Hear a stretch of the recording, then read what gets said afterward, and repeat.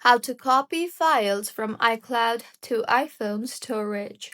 Hello everyone, I am Vishaka and welcome to our channel. Now let's get right into the tutorial.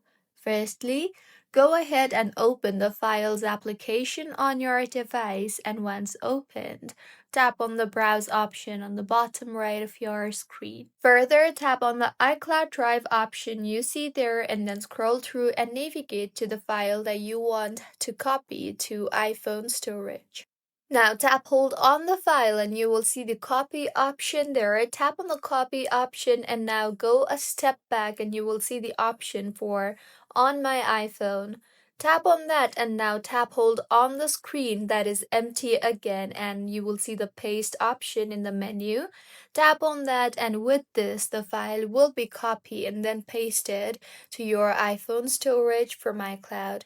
So this is how you can copy files from iCloud to iPhone storage. If you find this tutorial helpful, please like the video and do comment if you have any queries.